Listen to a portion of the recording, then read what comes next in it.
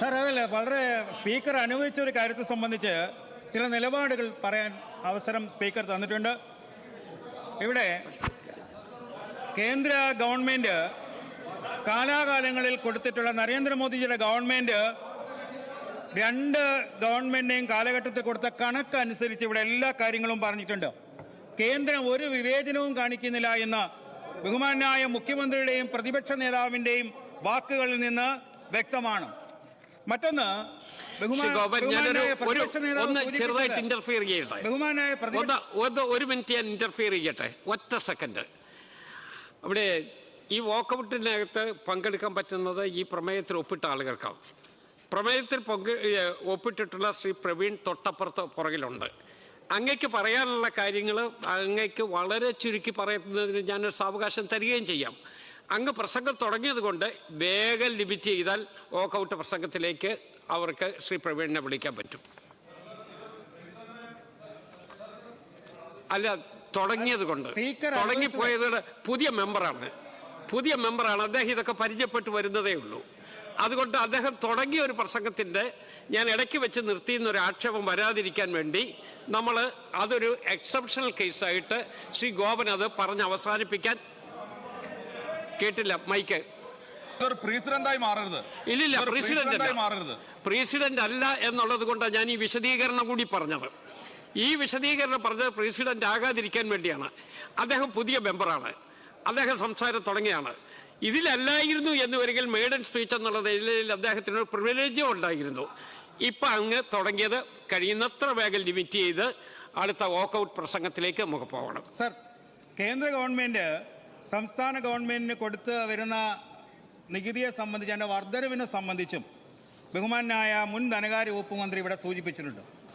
ഒരു സംസ്ഥാനത്തിന് അർഹതപ്പെട്ട എല്ലാ കാര്യങ്ങളും കേന്ദ്ര ഗവൺമെൻറ് കൃത്യമായും കൊടുക്കുന്നുണ്ട്. ഇവിടെ സൂചിപ്പിച്ചത് ടാറിൻ്റെ വില വർധനവ് സംബന്ധിച്ച് അങ്ങയുടെ മണ്ഡലത്തിലടക്കം പൊതുമരാമത്തിൻ്റെ പ്രവൃത്തി നടക്കുന്നില്ല എന്ന് പറഞ്ഞു. സർ, കഴിഞ്ഞ ഗവൺമെൻറ് കാലഘട്ടത്തിലും ടാറിൻ്റെ വില വർധനവ് മൂലം ഞാൻ എൻ്റെ നിയമസഭാ മണ്ഡലത്തിൽ ബന്ധപ്പെട്ട ഉദ്യോഗസ്ഥന്മാരെ യോഗം വിളിച്ചു കൂട്ടിയപ്പോൾ അവർ പറഞ്ഞത് ടാറിൻ്റെ വില അന്യായമായി വർദ്ധിച്ചിട്ടുണ്ട്, അത് മാറ്റം വരുത്താതെ ടാറിംഗ് പണി നടക്കില്ല എന്നാണ് സൂചിപ്പിച്ചത്. ഇവിടെ ബഹുമാനായ പ്രതിപക്ഷ നേതാവ് ഒരു കാര്യം പറഞ്ഞു, അമേരിക്കൻ ബസ്സിനെ കണ്ടാൽ പേടിക്കുന്നതാണ് ബഹുമാനപ്പെട്ട പ്രധാനമന്ത്രി എന്ന്. വാക്ക്, ഇഡിയെ കണ്ടാൽ പേടിക്കുന്ന പ്രതിപക്ഷ നേതാവല്ല, ട്രംപിന്റെ മുന്നിലല്ല, ഏത് ലോകരാഷ്ട്ര തലവന്റെ മുന്നിലും ഭാരതത്തിന്റെ നിലപാട് പറയാൻ കരുത്തുള്ള പ്രധാനമന്ത്രിയാണ് ഭാരതത്തിന് ഉള്ളത്. രണ്ട് ഗവൺമെന്റും തുടർച്ചയായി ഈ സംസ്ഥാനം ഭരിച്ച നമ്മളൊരു സാവകാശം കാണിക്കൂ, മെയ്ഡൻ സ്പീച്ച് അല്ലേ, അത് ലിമിറ്റ് ചെയ്തുകൊണ്ടിരിക്കുക, തീർന്നുകൊണ്ടിരിക്കുക. ഗവൺമെന്റ് നമുക്കത് വേഗം തീർക്കാം. ഈ സംസ്ഥാനം രൂപീകൃതമായ കാലഘട്ടം മുതൽ ഈ രണ്ട് മുന്നണിയുമാണ് ഇവിടെ ഭരിച്ചിട്ടുള്ളത്. ഇവിടെ ഉണ്ടായ എല്ലാ സാമ്പത്തിക പ്രതിസന്ധിയുടെയും ഉത്തരവാദിത്തം ഈ രണ്ട് മുന്നണികൾക്കുമാണ്. ഈ ഗുരുതരമായ ഒരു സാമ്പത്തിക ബഹുമാനപ്പെട്ട അംഗം, നമുക്ക് ഇതിനെക്കുറിച്ചുള്ള ഡിബേറ്റ് കേൾക്കോ, ഗവർണർക്കുള്ള നന്ദി രേഖപ്പെടുത്തുന്ന നന്ദി പ്രമേയത്തെക്കുറിച്ചുള്ള ചർച്ച വരുന്നുണ്ട്. ആ ചർച്ചയിൽ അങ്ങയ്ക്കും അങ്ങയുടെ പാർട്ടിക്കും പറയാനുള്ള കാര്യങ്ങൾ വിശദമായി പറയാൻ പറ്റും. അതുകൊണ്ട് ഈ പ്രാവശ്യം അത് റെസ്യൂം ചെയ്യൂ. അങ്ങനെ റെസ്യൂം ചെയ്ത് വാക്കൗട്ട് പ്രസംഗത്തിന് വേണ്ടി അവരെ അനുവദിക്കാം. ഒരു സെക്കൻഡ്, ഒരു മിനിറ്റ്,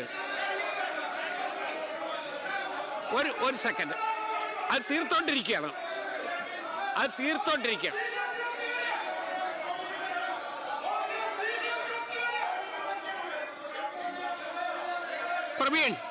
പ്രവീൺ സംസാരിക്കാം.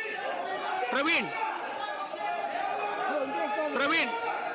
സംസാരിക്കണ്ടേ?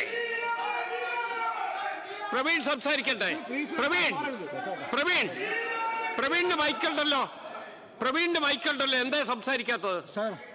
അവിടെ മൈക്ക് തന്നിട്ടുണ്ട്.